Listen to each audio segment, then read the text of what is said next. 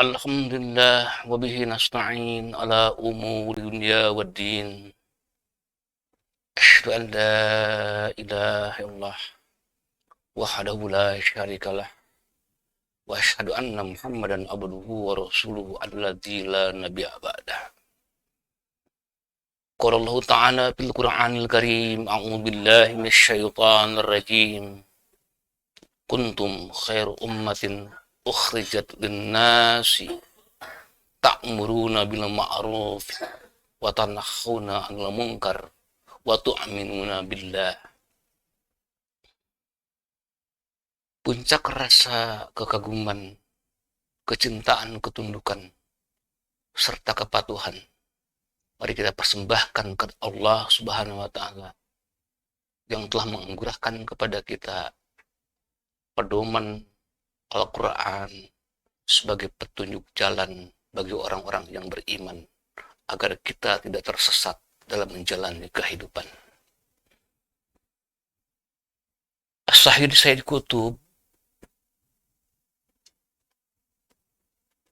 menghadirkan pengalaman dalam kehidupannya kala dia berinteraksi dan berdialog dengan Al-Quran. Kata-kata beliau dalam mukaddimahnya tafsir Fidal Quran sangat menyayat perasaan, merasuk kalbu, mengeris hati. Dia menghadirkan pengalaman begitu nikmatnya beliau berdialog dan berinteraksi dengan Al-Quran.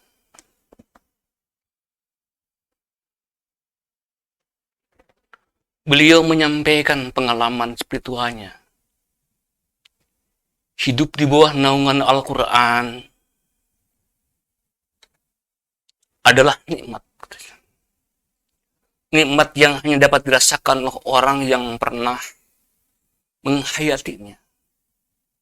Nikmat yang meningkatkan, memberkati dan bersihkan kehidupan ini. Alhamdulillah, aku telah diberi kesempatan merasakan nikmat hidup di bawah naungan Al-Quran.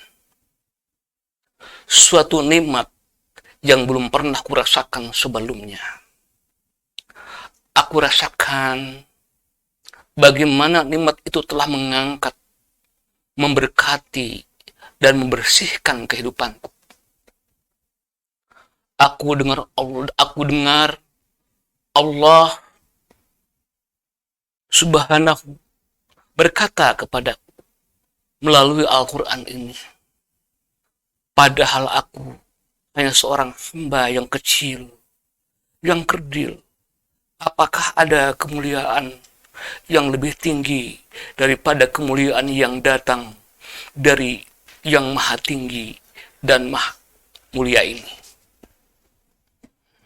Pemirsa, sahabat Persis Jabar, Al-Quran menghabarkan kepada kita, Allah Subhanahu wa Ta'ala menginformasikan kepada kita bahwa kita adalah umat yang dihadirkan ke muka bumi ini, merupakan umat yang terbaik. Bukan umat seperti hanya yang pernah dihadirkan sebelum umat kita, yaitu bangsa Yahudi dan Nasrani. Mereka menganggap dirinya adalah bangsa yang mulia, bangsa yang superior, sementara bangsa-bangsa yang lain adalah bangsa yang inferior, bangsa yang rendah, bangsa yang destruktif. Kita adalah umat yang terbaik yang dilahirkan ke muka bumi ini oleh Allah Subhanahu wa Ta'ala. Oleh karena itu Allah berfirman di dalam Al-Quran, kuntum khaira ummatin, kalian adalah umat yang terbaik, ukhrijat lin-nasi, dikeluarkan untuk manusia, ta'muruna bil ma'ruf, untuk seluruh, ta'muruna bil ma'ruf, menyuruh yang ma'ruf, wa tanahuna 'anil munkar, dan mencegah kemungkaran, wa tu'minuna billah, dan beriman kepada Allah. Apabila kita mengkaji ayat itu, Firman Allah itu terbagi kepada 4 bagian. Yang pertama, kamu adalah sebaik-baiknya umat yang dikeluarkan untuk manusia ini. Karena kamu menyuruh berbuat ma'ruf dan kamu melarang yang mungkar dan kamu beriman kepada Allah Subhanahu wa taala. Umat Muhammad akan tetap menjadi umat yang terbaik dan akan menjadi umat yang sebaik-baiknya yang muncul di permukaan bumi ini selama dia memiliki 3 sifat. Yang pertama adalah berani menyuruh yang ma'ruf, dan yang kedua berani melarang yang mungkar, dan yang ketiga adalah berani membuktikan keimanannya kepada Allah Subhanahu wa taala dengan segala resikonya. Dalam pendekatan sosiologi, umat Muhammad ini atau masyarakat maksudnya akan mencapai martabat setinggi-tingginya dalam dunia ini selama masyarakat itu mempunyai kebebasan. Yang pertama adalah kebebasan kemauan. Dengan kemauan itu dia akan tampil menjadi subjek yang akan selalu beraksi menyuruh kepada ma'ruf. Kemudian adanya kebebasan pikiran. Dengan kebebasan kepikiran, dia akan menyampaikan pernyataan-pernyataannya, menyampaikan pandangan-pandangannya, manakala persoalan itu bertentangan dengan kebenaran, terutama dengan Al-Quran. Yang salah akan dikatakan salah, yang benar akan dikatakan benar, dan dia berani menanggung resikonya karena itu adalah sebuah kebenaran dan itu adalah sebuah kebatilan. Dan juga dia berani menyatakan keimanannya kepada Allah. Sebagai orang yang beriman, dia punya kebebasan untuk menyatakan keimanannya kepada Allah. Bahkan dia rela manakala imannya diganggu dan dalam proses penghadiran keimanannya menghadapi tantangan, maka dia akan rela mengorbankan jiwanya, bahkan nyawanya, demi mempertahankan kelezatan dan kemanusiaan imannya kepada Allah Subhanahu wa taala.